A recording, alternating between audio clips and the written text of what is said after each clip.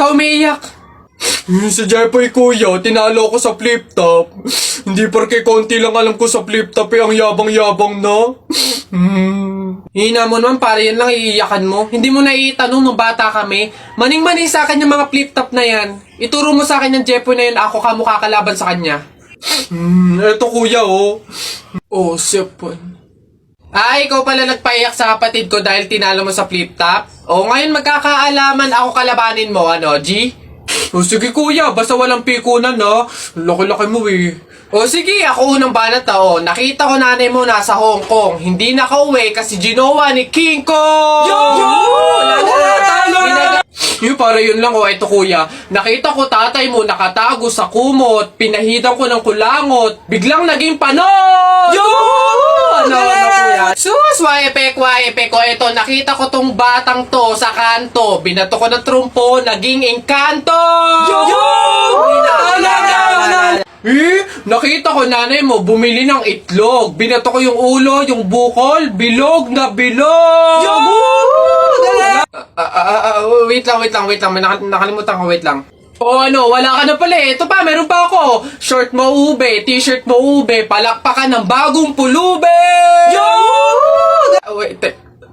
Wala ka na. Ito pa, nakita ko nanay mo nasa Makati.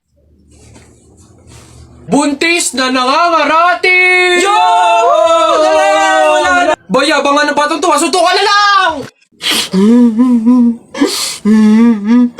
Larawa ka. Jepoy, bakit ka umiiyak? Yung tatay ni Mark Juntay, tinalo ko sa flip top. Nasaan yan? Parin tupi! Nasa ka? Lumabas ka! Sino ba yung maingay na yun? Aba pare, umiiyak yung anak ko dahil tinalo mo doon sa flip top na yan. Paring Albert, hindi naman sa abay daw ako papayag, short mo gold, brief mo gold, sumbong kita sa nanay mo, nanonood ka ng bold! Aba pare, ikaw nagpasimula, panindigan mo yan ha. Pangit ang nanay mo, pangit ang tatay mo, kaya ang anak mukhang kalamay. Kung gusto mo ng pangit, huwag mo kami idamay! Wala, nakita ko tatay mo nagbabasa ng science. Sinapak ko, nag-super science! Ito pa paring Albert. Nanay mo pangit, tatay mo pangit. Ano ka, exempted?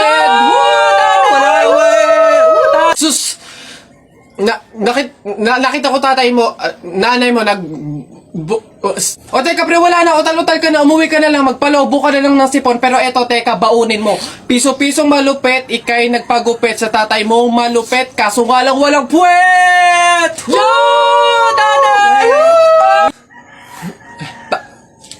May araw ka din sa akin, paring Kaloy, sasabi ko sa'yo.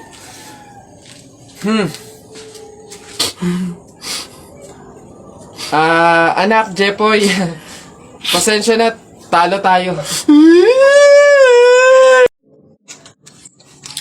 Pabunot pa ako. Ano po yung mga papremyo?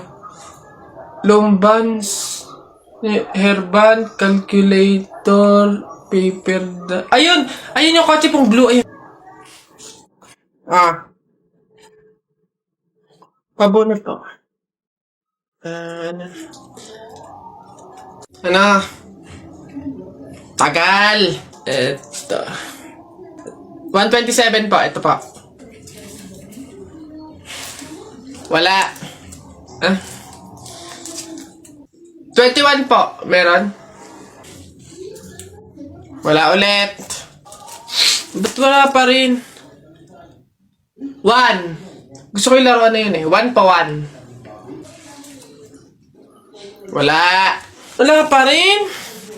Ubus na pera ko 85 po. 85. Huwag ka na umasa, wala. Wala pa rin, ang daya naman yan. Ang daya. Wala madaya dyan, so dyan bulok ka lang, umuwi ka na. Ito, last one ha. 42 po. Meron? Wala. Ano ba yan? Wala na akong pera, daya naman yan. Huwag na nga. Baby, I don't know why I try to deny you when you show up. Every night I tell you that I want you, but it's complicated. So complicated. When it hurts, but it hurts so good. Do you take it? Do you?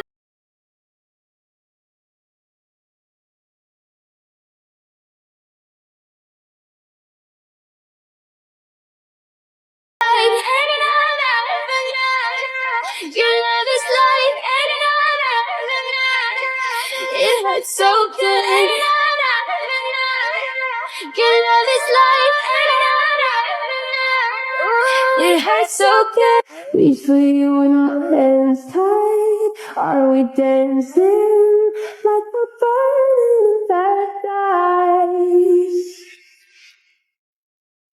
When it hurts, but it hurts so good. Do you break it off when it hurts? But it hurts so good. Do you say it? Do you say it? Your love is like. Ano ba yun? Tagal naman na order ko. Ay, ayun na. Hello, sir. Ito na po order nyo. Oh, ayan. Oh, ayan. Okay na po, 812. Hoy, teka, halika. Ay, sir, ano yun? Bakit dito ako kakain sa dahon ng saging? Paltan nyo to. Nasaan ba yung manager nyo? Tawagin nyo nga. Ay, sir, good day po. Ano pong problema dito? Yan kasing service crew nyo, ay dito ako papakainin sa dahon ng saging. Ay, sorry sir, mali yun na ibigay. Dahon ba yun ng saging? Mali, dito pala dapat. Yan. Sa plastic kayo kumain. Ababastos nyo ha, ano ba problema ha? Hindi ko kasi alam kung bakit dito nyo ako pinapakain sa mga to. Hindi mo alam sir? Tignan mo yon. Ha? O diba CCTV? Ikaw lang naman yung lagi naming nahuhuling nangunguha ng mga plato namin. Hiyang-hiya naman kami sa'yo, ang kapal na mukha mo. Naubos na yung mga plato namin dahil sa'yo. Hindi ko alam kung bakit ang hilig-hilig yung manguha ng mga kasangkapan ng mga fast food chain. Tapos magtatanong ka pa kung bakit diyan ka namin pinapakain. Swerte mo pa nga may kakainan ka eh. Kainin mo yan.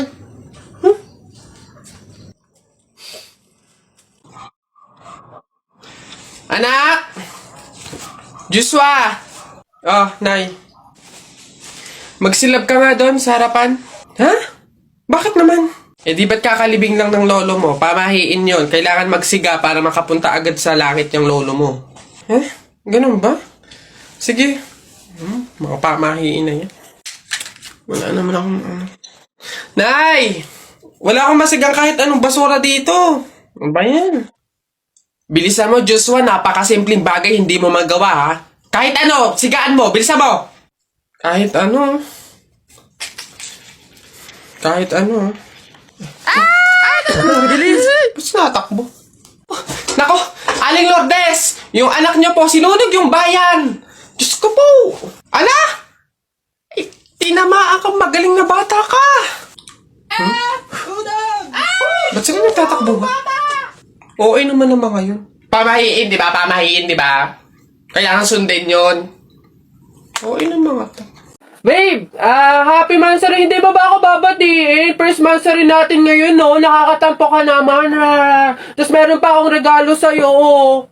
Mansary, alam ko. O, di ba butas yung panty mo? O, ba't hindi na lang yun yung pinabili mo ng mga yan, ha? Alam na, butas yung mga panty na yung mga regalo pa naisip bilhin. Babe, naambol, pasilong naman ako. Di ba may payong kang sayo? Ang sabi ko kasi sayo, magdala ka ng payong kasi uulan mamaya. O tama, wala ka tuloy magamit. Ang hirap kasi sa inyo, gusto nyo lagi yung sweet moment, yung makikisukob kayo sa amin. Hindi to kay drama. Bahala ka sa buhay mo.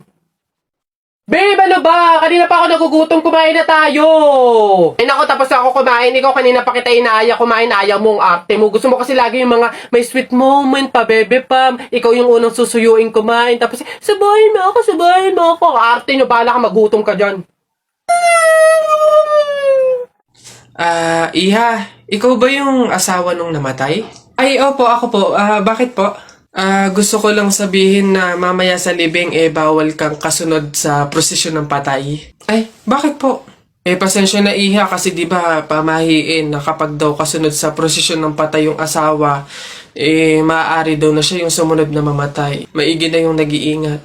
Ay, opo nga, mas mabuting sundin na lang po, no, kaysa may mangyari pang masama. Sige po, gagawin ko po. Oo, kaya siguro dumaan ka na lang sa ibang lugar para makapunta dun sa sementeryo. Ah, wait lang po, wait lang po. Hello, ate! Oh, hello, bakit? Ano ba, nasan ka na? Ililibing na tong asawa mo, oh. Ay, pasensya na ka mo kasi may sinunod pa akong pamahiin na dapat dumaan muna ako sa ibang lugar para makapunta sa sementeryo. Hintayin ka mo ako dyan mga 4 hours.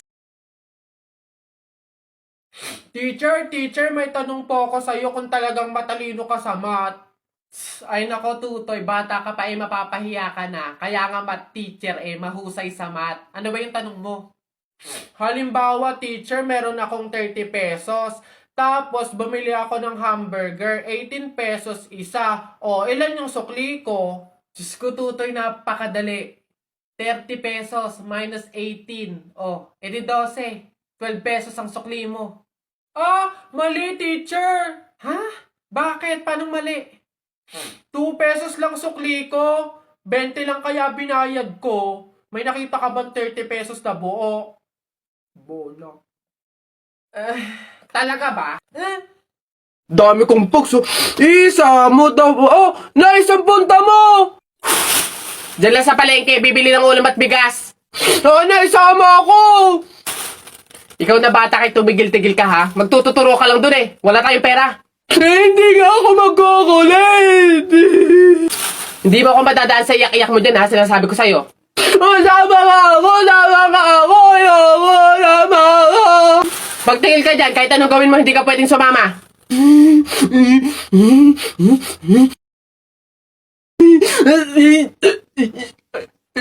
Sige, magbisi ka na doon. Kulit ng batang to.